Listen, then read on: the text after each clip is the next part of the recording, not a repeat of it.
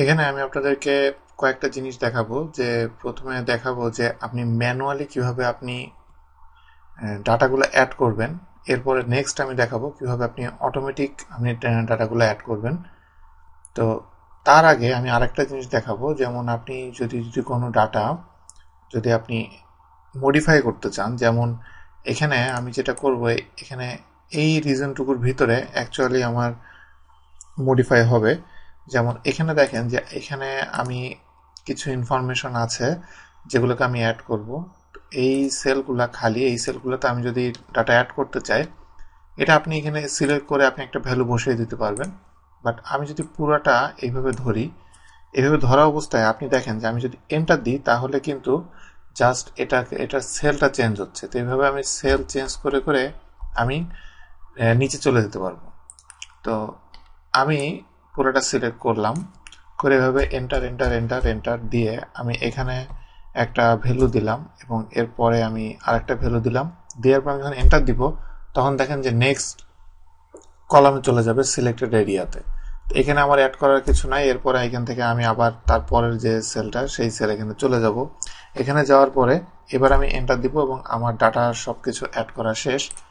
এবার আমি যেটা করব সেটা হলো যে ম্যানুয়াল আমি অ্যাড করব।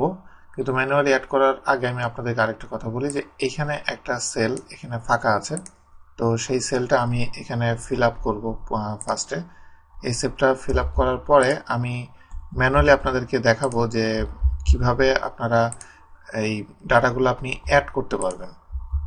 তো এখন আমি এখানে প্রথমে এখানে টোটাল দিলাম, যেহেতু আমি এটাকে সাম করব।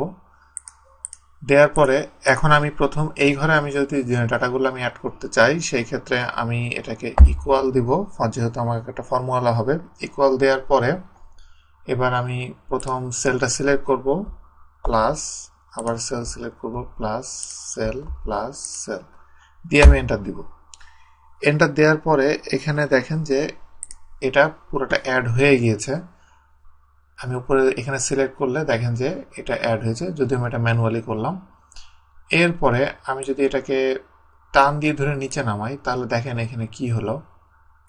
আমি এখানে যদি ধরি তাহলে দেখেন যে সে ফর্মুলাটাকে সে ঠিক রেখেছে। সে যেমন এখানে ফর্মুলা ছিল এই ঘর এই ঘর এই ঘর এই ঘর, এই চারটা ঘরকে যোগ করবে।